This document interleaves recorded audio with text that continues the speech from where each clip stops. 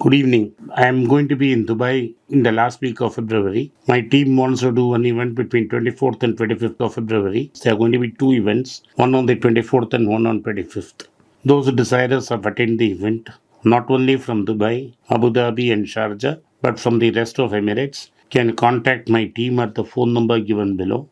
The WhatsApp number is also given below. There's an email ID and there's a Google form. You can use any of these methods to connect us, and my team would be glad to help you. See you in Dubai. Hi everyone, welcome back to Be Rich. I had asked on Sunday on my Instagram page to share some of your questions, and I'll try and do Q&A session on Instagram. But I really didn't know this will be so approved to answer your questions on Instagram because reels can only be 90 seconds long, and story videos just all didn't want to do it as a story video because then if you don't get to see it, you'll miss it. And I did have Shashid with me, and we did try and record a video, but it really didn't go well because I didn't have my whole team with me. So it all kind of went sideways. So there's an opportunity missed. I'll try and do better in future. But I thought I'll sit and answer these questions in the Q&A, at least some of them today. And there are a lot of questions which have come in, and I thought try and get through them, some of them at least today. First one which was asked is, paying educational loan, should I go for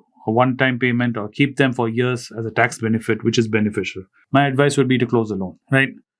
Tax benefit and all that, till I really know the details of the loan, is very difficult. If it's like a home loan, it's a very long loan with a low interest rate, okay, then it makes sense holding it. But most of these education loans are very short loans, and they usually have a little higher interest rate. And the main thing when you're saying education loan is you've just finished your education and you've started your first job, 2 jobs, and you've been paying this EMI, and you get an opportunity to get rid of the loan. I would rather that you get rid of the loan, because at a young age, having a loan is really difficult, and investing will become difficult. I would rather that you get rid of the loan, and whatever you would have made as EMI payments to the loan, you take that and you start investing and growing wealth. So unless I know more details, it's very hard to read on that. Other than that, my basic principle, go-to principle, is close the loans. Any loans, even home loans, Anand says you can keep them open. Me, from experience in my own personal life, I find it hard to keep loans paying, because the things about problem with sources of income, they can fluctuate in life. Even if you have a steady job, it can fluctuate. I ran businesses for a long time, so I found my income fluctuating a lot. So paying loans did prove to be difficult in those lean times. Wish I had thought about it differently before taking on even home loans. So from my experience, I would say that don't keep any loans unless you have to. So my go-to would be to close the loans. This is my advice. But I do understand if other people have other opinions. The other next question was, is it better to invest in Nifty Midcap 150 or Nifty Junior Bs if with long-term horizon is 20 years? I don't know. My advice, based on just comparing those two alone, I would say stay in Junior Bs, because right now midcaps don't look they're priced correctly, and they're due for a correction is what I feel. But if you're expanding it wider than Nifty Midcap 150 and Junior Bs, I would say stay in the index fund. UTI Nifty 50, I'll say stay in that if your time horizon is long and 20 years, until and unless the market takes a significant correction into consideration. Because where the market is right now, I do feel it's overvalued, and I would wait before spreading into wider areas of the market in mutual funds, especially active funds. I would say to stay in the passive funds and to stay there till we see a significant correction in the market. This is my opinion. But if it's between midcap 150 and Junior Bs, I'll say you can take Junior Bs. I made decent returns in both stocks and mutual funds in a period of 2 years. What can be next? Well, if you've made decent returns in your stocks and your mutual funds, I would suggest that you remove the capital which you put into investment and leave the profit inside, and take the capital which you pulled out and buy bonds, and take those bonds, interest from those bonds, and look at investing in stocks and mutual funds. So I hope that helps, because I don't have any numbers here. So I'm just assuming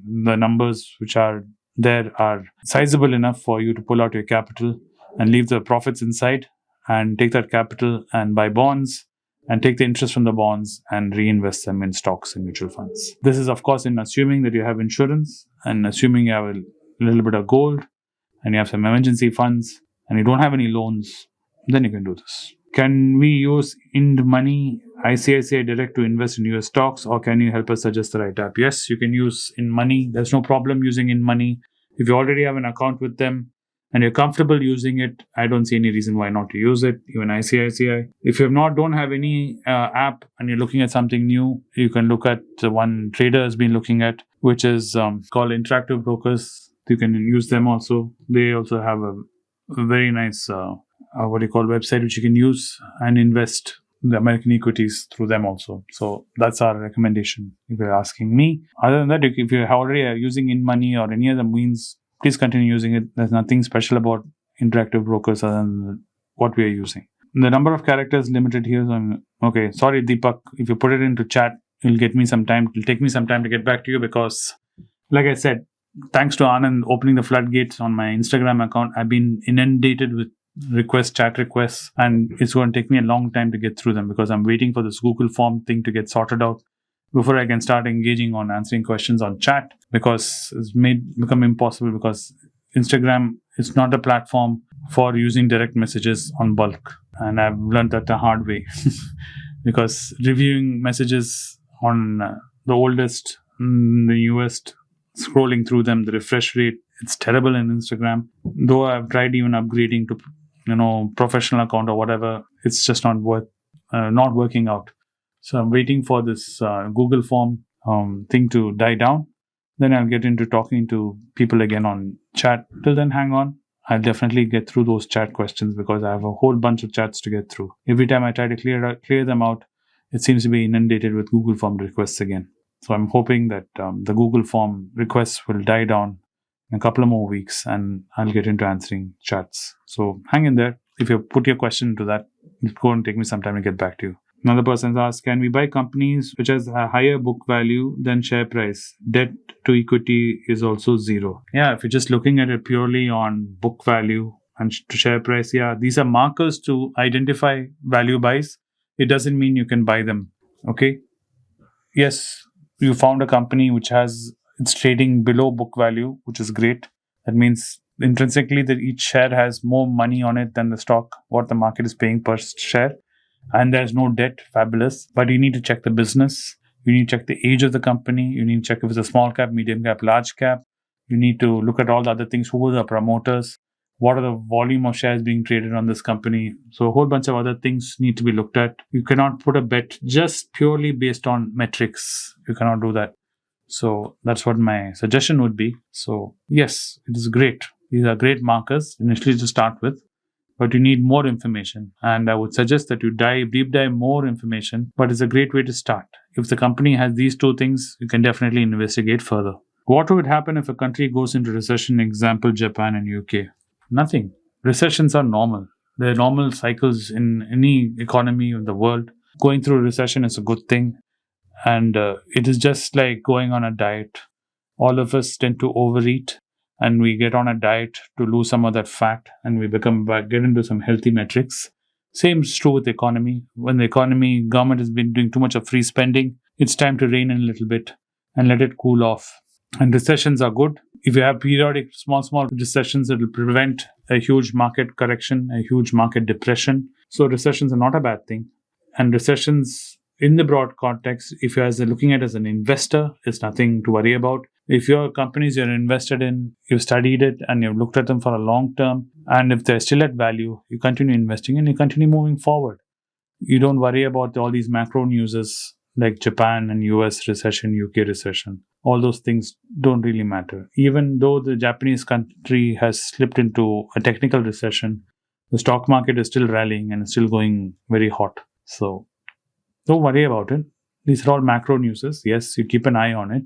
And if there's any cause to worry, you pay attention to your individual stocks which you have invested into and try to see if what's the impact of the recession on those particular companies and will they be able to weather it and get through it. Most recessions don't last very long. Within a couple of quarters to a year, they come out of the recession because that's how recessions work. So don't worry about it too much is what I would say. Focus on the other things in terms of an investor. I've answered, I think, around 6 or 7 questions. Thanks, guys. Thanks for watching the video today. And I'll see you in the next one soon. Bye. It's a great privilege and honor that so many of you in thousands have subscribed to my channel and have supported me. I have written 2 books in English, The Alchemy of Money and Ordinary Stocks, Extraordinary Profits. These books are published by us and are ready. If you want to procure a copy, send us a message to the WhatsApp number given below and my team would respond to you. If you want an Amazon Kindle copy, you can click the link below. Finally, those who wish to consult with me can send a mail to berichenglish@gmail.com. Once again, I thank you for your support. If you like this video, press the subscribe button of my channel, hit the like button and turn on the bell notification.